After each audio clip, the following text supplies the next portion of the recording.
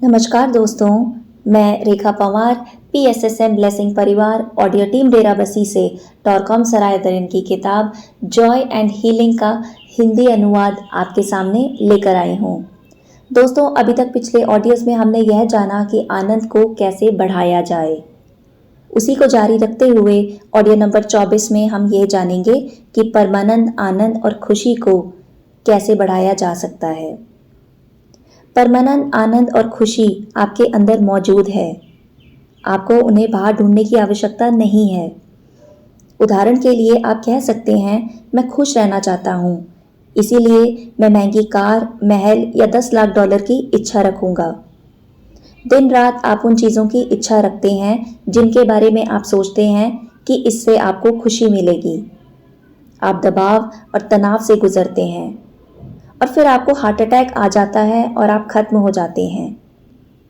यह वो खुशी नहीं है जिसकी हम चर्चा कर रहे हैं। खुशी एक आंतरिक स्थिति है, एक आंतरिक चेतना की अवस्था है, एक आंतरिक अनुभूति है।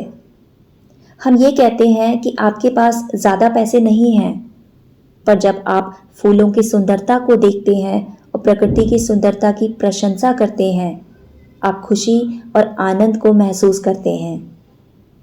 खुशी, आनंद और परमानंद आपके अंदर ही है।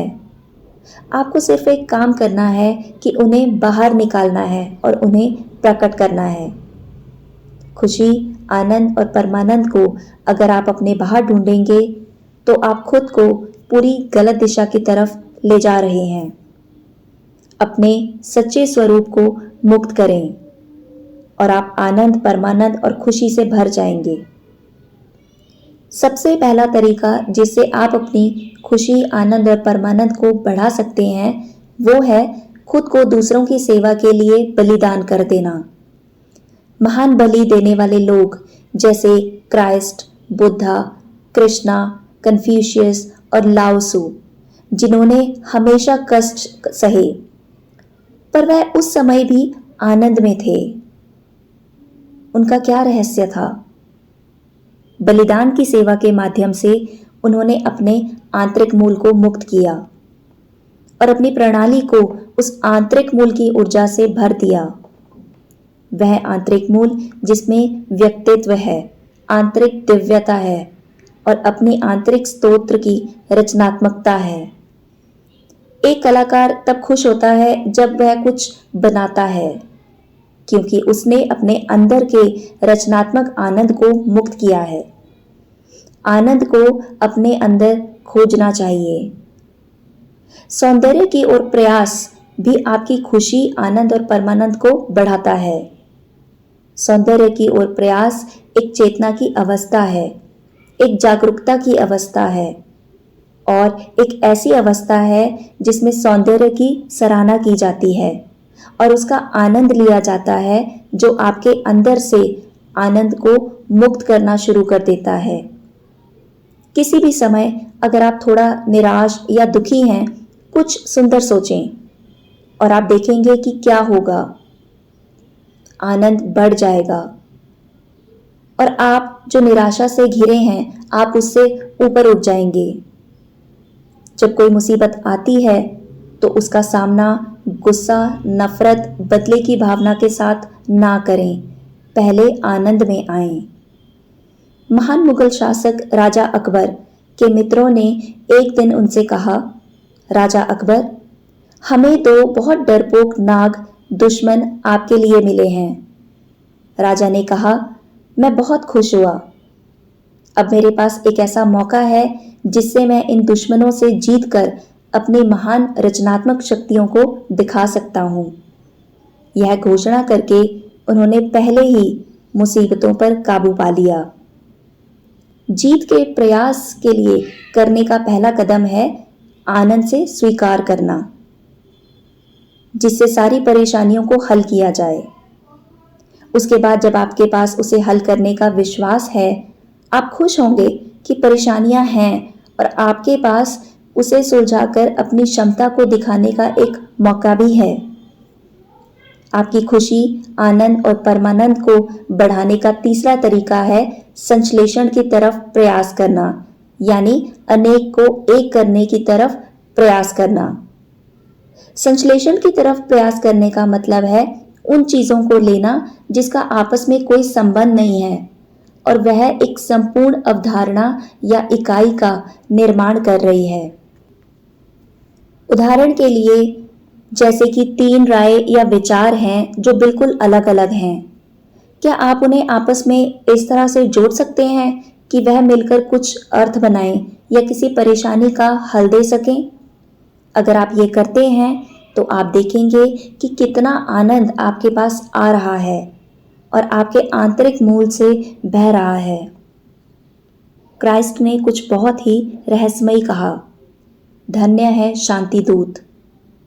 शांति एक रहस्य है जो दो अलग अलग और विरुद्ध चीजों को सामंजस्य यानी सद्भाव में लाती है। जब आप शांति में होते हैं, आपके अंदर दो विरोधी भाग नहीं होते। एक राष्ट्र तभी शांतिपूर्ण होता है जब उसमें कोई दरार ना हो। अपने अंदर शांति बनाए रखें। जब आप अपने अंदर शांति बनाते हैं, आप आनंद को अनुभव करते हैं और समय का संश्लेषण करते हैं। संश्लेषण करना मतलब है कई सैकड़ों नोट्स के साथ एक सिम्फनी की रचना करना, यानी स्वर का मिलान करना। आप नोट्स को एक साथ इस तरह से लाते हैं जैसे कि ध्वनि एक स्वर और संश्लेषण में हो जाती है। संश्लेषण आपको आनंद की तरफ ले जाता है। अलगाव और दरारें आपको दुख दर्द की ओर ले जाती हैं। अगर आप अपने बॉयफ्रेंड, गर्लफ्रेंड, पार्टनर या किसी से भी झगड़ा कर रहे हैं तो आप दुखी होंगे। पर अगर आप संश्लेषण, शांति और समझ बनाते हैं तो आप खुश होंगे। दूसरों का आनंद बढ़ाने से आप खुद के आनंद को बढ़ाएंगे। दूसरों को खुश करें और आप भी खुश होंगे। दूसरों की खुशी की कीमत पर खुद को खुश ना करें। अपनी खुशी को अपने धन, संपत्ति या स्थिति पर आधारित ना करें, पर अपनी खुशी और आनंद की नींव को अपना आंतरिक मूल बनाएं। दूसरों को ज्यादा से ज्यादा आनंद दें और आप भी ज्यादा से ज्यादा आनंद में होंगे। आनंद और पदार्थ के बीच के संपर्क का परिणाम है प्रकाश। जब आनंद आपके शरीर के संपर्क में आता है, वह खुशी बनाता है। जब आनंद आपके मानसिक शरीर के संपर्क में आता है, वह प्रकाश बनाता है। इसीलिए हर बार जब आपके पास ज्यादा प्रकाश होता है, तब ज्यादा आनंद होता है। उदाहरण के लिए हम कहेंगे कि आपने मैथ का कोई कठिन प्रॉब्लम को सुलझाया है। क्या आप ज्यादा आनंदित थे? बिल्कुल। यह इसीलिए हुआ क्योंकि जब आप आनंद आपके विचार रूप या विचारों और मानसिक शरीर के संपर्क में आता है, यह एक प्रकाश का सृजन करता है।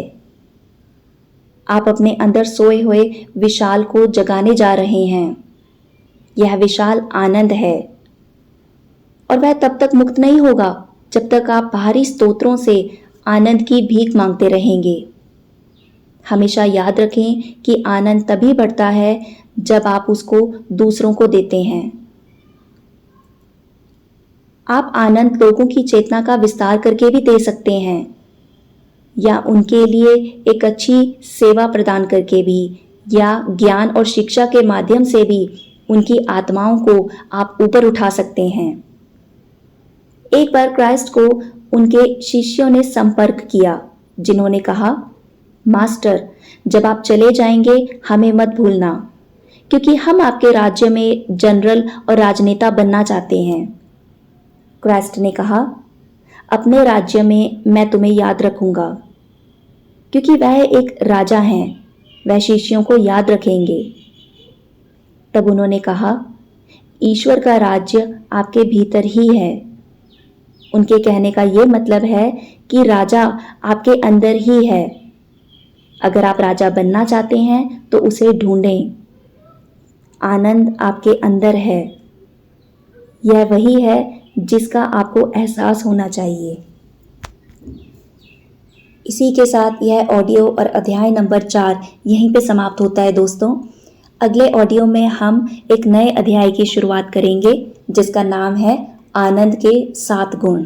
धन्यवाद।